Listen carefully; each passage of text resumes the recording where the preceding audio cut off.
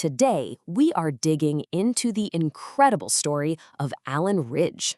It's a small South African town with a history that just sounds made up. A 50-year saga of bad luck, sheer persistence, and one of the richest gold discoveries the world has ever seen. So, let's just start with the central mystery, the question that frames this entire story. How in the world does a tragic shipwreck off the coast of France lead to a massive gold rush in the middle of South Africa half a century later? It sounds completely impossible, right? Well, stick around because every single piece of this puzzle is connected. Our story kicks off way back in 1896, and it doesn't start with a bang. It starts with a whisper of gold, a whisper that was silenced almost as soon as it was heard. And this timeline just shows you how quickly everything went from hope to absolute disaster. So in 1896, two prospectors are convinced they've found a huge gold reef. But the so-called experts back in Johannesburg, they basically laugh them out of the room. So determined to prove everybody wrong, they get on a ship, the SS Drummond Castle, to take their ore samples to London. And then, on June 16th, that ship hits a reef and vanishes beneath the waves, taking the proof of gold with it. Just think about that. 4 minutes. That is the sheer speed of this tragedy. The SS Drummond Castle, carrying the only physical evidence of these legendary goldfields, was gone in less time than it takes to make a cup of coffee.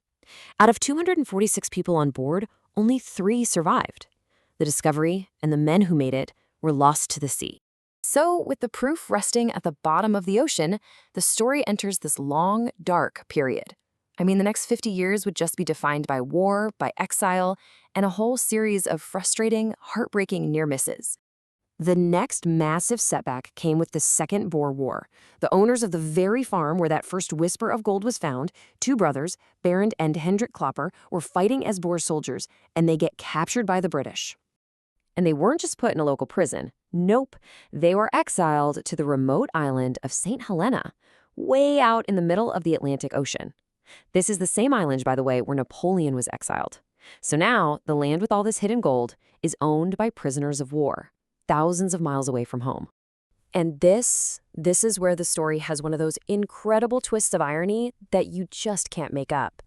Decades later, the very first mine to finally strike it rich in this area would be named, you guessed it, the St. Helena Gold Mine. It was a direct nod to the island where the land's original owners were present. Wild, right? And you know, the streak of bad luck just keeps on going.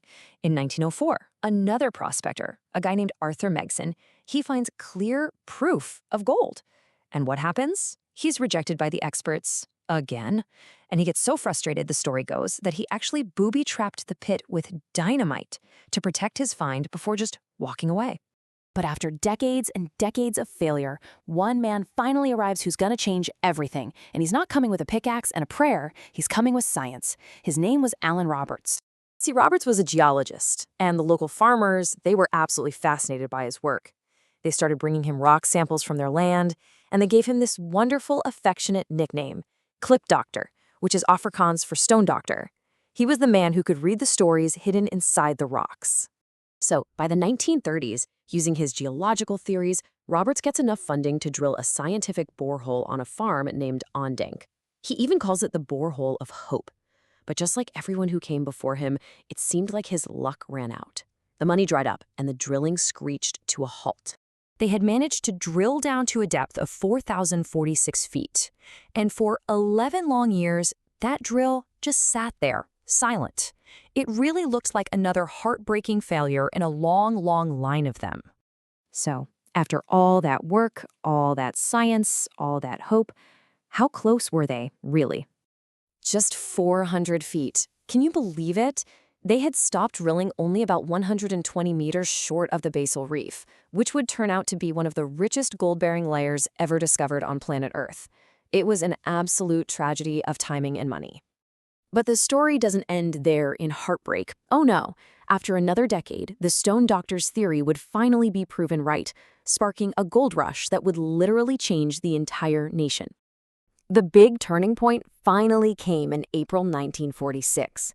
A completely different drilling operation nearby hit gold, with values so incredibly, mind-blowingly high that it triggered an immediate, frantic gold rush. All of a sudden, everyone believed there was gold in the Free State. And this right here, this is the final, beautiful vindication. With all this new money and interest flooding the area, miners went back to Roberts' original abandoned borehole of hope. They drilled just 400 feet deeper, and there it was. Bam! They struck the Basel Reef exactly where the clip doctor had predicted it would be all those years before. The 50-year saga of failure and frustration was finally over, and in its place, a town would rise up, built on the foundations of persistence and one man's unshakable belief in geology. Of course, a new town, Allanridge, was established, named in honor of the stone doctor himself, Allan Roberts. It was professionally designed to handle the boom, and that Aandenk borehole, that perfect symbol of near failure and ultimate triumph, was declared a national monument. So what's become of Allanridge today? Well, here's an interesting reality check. Its modern visitor sentiment score is about 45 out of 100. It's not some bustling tourist hub.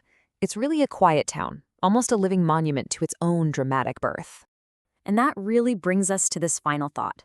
Maybe the true value of Allanridge today isn't in fancy attractions, but in its incredible story. It's a place that reminds us that history is so often a tale of near misses and second chances, and that sometimes the greatest treasures are only found after a lifetime of searching.